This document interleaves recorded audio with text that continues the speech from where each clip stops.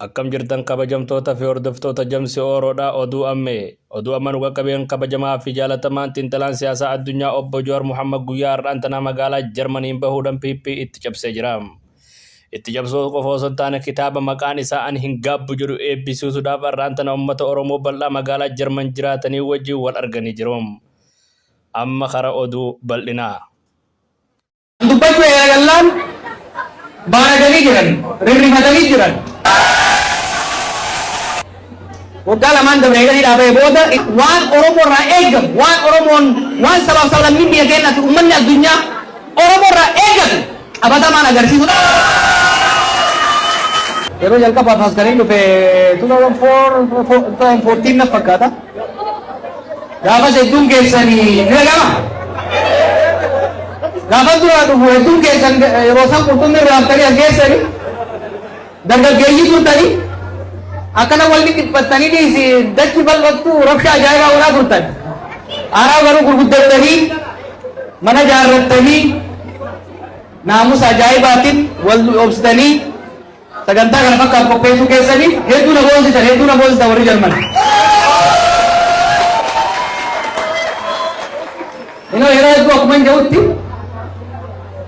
rakkoon biyya keenyaa dhufaaftee biyya namaa gaafa dhufnu ambaasadara biyya keenyaati, ambaasadara uummata keenyaati. Wanni guddaan uummanni keenyas ta'e uummanni biyya kanaas irraa eegu biyya dhuftan kana keessatti barnootaan, hojiidhaan, bultiidhaan, hawaasummaadhaan gama maraan if dandeessanii yoo jiraattan biyyi isin qeebalte tunis bagan qeebaluu isaa kiyyatti hin gaabbuu jettee jechuun biyyi tunis. Uummanni keessanis baadiyyatti hafe gaafa isin wayyooytanii isaan illee gargaartan gaafa tokkummaan keessan jabaate mul'atu isaan irraa dhalachuu keessaniif waan qaban guutummaa hiikkatanii biyya kanatti isin erguu keessaniif hin gaabban jechuun ni gaabbanire. Hin gaabbuun hiikkaan isaa waan biraati miti. Waan dalayneetti hin gaabbinu. Maal dalayne? Cunqursaa ni qoranne, dhugaa qabnu ni baafanne, tarsiimoo lafa kaayanne, tarsiimoo san hojiitti hiine warra waan qixxaantii qabu akkuma duura aangoorra gadi buufne akkasuma goonani. Kitaabni kun seenaa ani si wajjin dalage waan biraan qabu. Waan dalayne keessatti, Jarman keessatti waan dalayne, Minisootatti waan dalayne, Oromiyaatti waan dalayne, biyya keessaa fi biyya baqattu waan dalayne tokkoffaa dhugaa waan qabnu dhugaa waan qabnu hin gaabbinu jechuudha. Dhugaa jeenyu nutuman nu cabsan jennee alaan alaa way waachaan teenyu saba guddaa irraa dhalanne uummata guddaa irraa dhalanne keessatti bobbooyaa jiraachuun fala kan taane hubachuudhaan beekumsa qabnu muuxannoo biyyoota biraa qorannee yeroo gabaabaa keessatti jijjiirama fidne jechuudha. Har'a hoo boqota jaan darbe kana keessatti waa'ee keessa dabalu gariin kaawwina galman geenye gariin kan eegariin nutti dhufu amma bakka irra jirurraa maalitti deemaa jirraa boqonnaa itti aanu kajaa'u xiqqoo inni tuquun barbaadu. An dubbachuu eegalaan baanaganii jiran, rirrifatanii jiran, akkam jechuun jiran.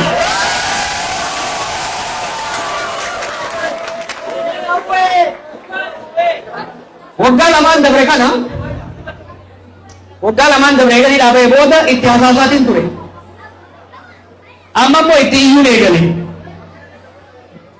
Itti iyyinee itti lallannee dhaga'uu waannaan iyyuu illee dhufaa jechuudha. Kana beekuu qaba namni. Mootummaa garagalchuuf deemanii mootummaa kuffisuu barbaadanii jiran. Nun mootummaa kuffifni agarree jirra barbaachinaa minuuti. We have done it. Kuffisuu barbaadan har'a gaafa muuxannoo qabnu dhiisi. Gaafa tiyoorii qofa qorannee iyyuu lafaan keenya agarsiifnee jirra. Nu har'a akeeka mootummaa kuffisuu jedhuun inni deemaa jiru. mootummaan ofii kubaa jirti dhiibbaa keenya barbaaddu wanni jechaa jirru mootummaan darreen lama dhahee jirtu tun akka nurratti hin qubneef lallabu jirra akka nurratti hin qubne mootummaa maqaa oromoo baallattee maqaa oromoo nyaatti mootummaa maqaa oromoo baallattee oromoo salphifte qaanessite kana nurratti akka hin qubneef lallabaa jirra malee ofii nukutu jirti waan kuffisuu ajaarraa hin qabnu jechuudha ammoo we are asking for conversation waggaa lamaaf walakka ergan dhaabee itti hasaasne sossobne biyya nagee buusa diinagdeen kufe maqaan keenya bade salphanne maqaa keessaniin jenne kadhanne dadhabne jechuudha amma akka uummanni dhaga'uu qabutti akka addunyaan dhaga'utti itti lallabaa jirra jechuudha yoo dhaga'an itis biyyas baraaruu danda'a garummoo dhaga'uu baatanii gurra isaanii gubboon toomse kanaan itti dhumne jennaan maqaa saba kanaa qabatanii ittiin kufuu xureessu hin hayyannu biyya teenya ka abboonni keenya keessa rakkoo meeqatan waan biyya sanitti taane bineensu hin taane arra bineensu keessaa ba'ee qoom salphisuu hin hayyamu jechuudha.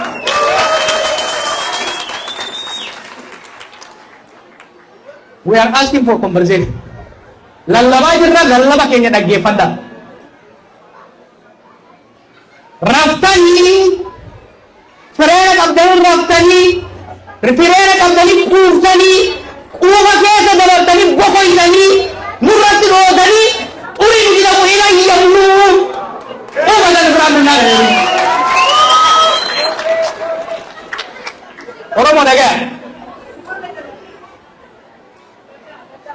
ummatni keenya rakkoo har'a keessa jiru kana zamana Minilikis argeen beeku zamana Haile Sillaasees argeen beeku zamana Mallasaatis zamana Darbuus argeen beeku rakkoo kana hunda obseet bor naasirraa'een kaleessa dargaggummaa akka isaan godhe kaleessa boroma akka isaan godhe arraa bor wayyaamsoo jau itti hammaataa deema kana caalaa hin obsinu jechuudha sirraa waan mal immoo bakka buunaa jechuudha dhugaatii qabu warra Jarman hagarras wanni as geenyeen gaafa duraasii wal geenyu alaan ala qofa ture Oromoon tokko taatee qabsaa'uu hin dandeenye Oromoo wal hin dhageenye hoogganni Oromoo maaliin ta'u alaan ala we were facing collapse of self-esteem collective self-esteem yeroo sanitti maal jedhan turan bara san beektu Oromoon miliyoona 50 ta'ee watak waduu hin danda'u murna xiqqaa tokko deeman Oromoon waggaa 50 qabsaa'ee homaan fin sanyi jirre yoo wanni biraa dhabamte har'a Oromoon miliyoona 50 homaan buusu wanni jawatan nan jira har'a namni akkas jedhu hin jiru we change history bara har'a immoo fakkiidoon aangoo qabatte ka ummata keenya madaali ka beekumsa hin qabne ka naamusa hin qabne maqaa keenyaan aangoo qabatte maqaa keenya nyaataa jirti jechuudha. Maal yoo jamaa jiru har'a Oromoon biyya bulchuu hin danda'u. Oromoon hayyuu hedduu qaba. Beekaa hedduu qaba. Waan ijoolleen warra hojjetu qonnaan bulaa tokko finnee ammoo irraa finnee osoo irra keenya isaanii ol bulchuu danda'a.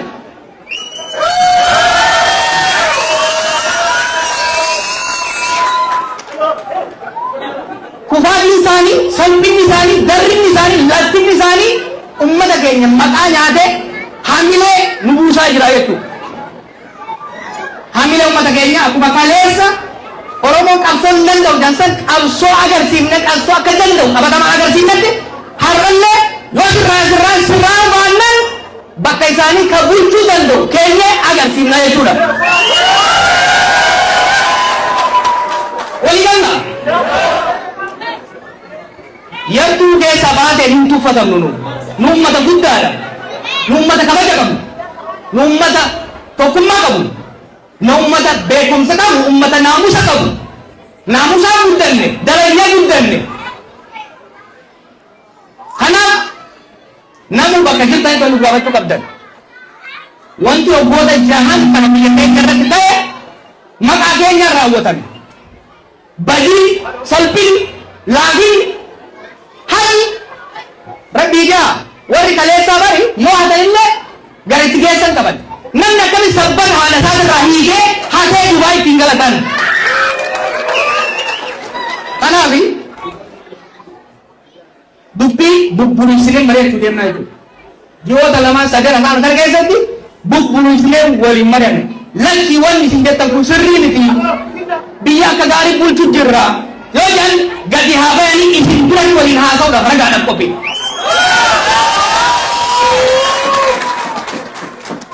Wanni ani isin himu Oromoo nam beeka barra.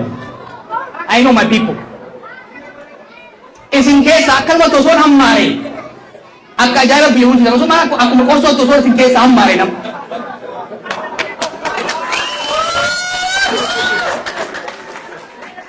Kanaaf qophaa'aa ammaaf dhimma lallabne.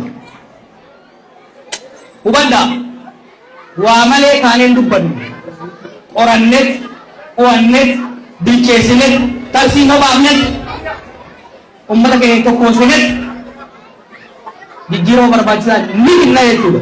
Kanaaf ummata Jarman hedduu galatoomaa hedduu dhagoonsitanii warri alatti seenuu dadhabdanii alatti hattan hedduu dhiifama isin gaafannaa yoo carraa argame meebii gara boodallee isin dubbisuu dandeenya. Galmi kun irra laalina gareen asii kun beekta garee ajaa'ibaati gareen Jarmanii kun. Abdoon sun yoo deemu suuta yoo hojjetu garuu saffisaadha. Gareen isaa kun immoo faasi waraabu kunis hawallisu kunis isa jamsi no torban tokkoon kan ijoollee kanaaf. Torban tokkotti yeroo ayyaana kana keessatti galma kana fuudhanii akka waan sargii anaaf inni ta'etti galma sargii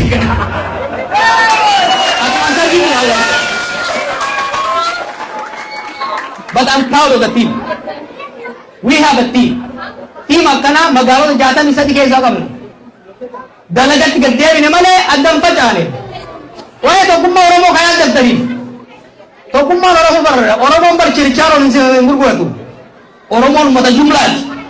Warri gandaaf gandarree deddeemtu dura jirma jirti. Nuti garuu waan saba keenya boonsa, waan biyya keenya sabaaf sablammoota biyya saniitiif ta'u tokkummaa Oromoo cimsinee tokkummaa uummattoota biyya saniitis cimsinee gara fuulduraatti haga maqaa keenya, haga lakkoofsa keenya, haga gadaa, uummata gadaan guddaa, gadaan gabbina.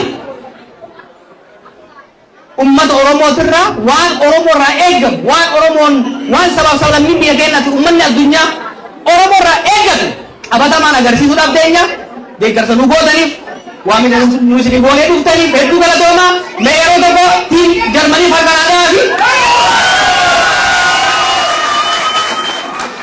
baay'een isin jaaladhaa gara fuulduraatti jabaannaa walitti deebinee galma kanarra wayyaa irratti bal'inaan mari'annaa nagaan naa bulaa. Stop.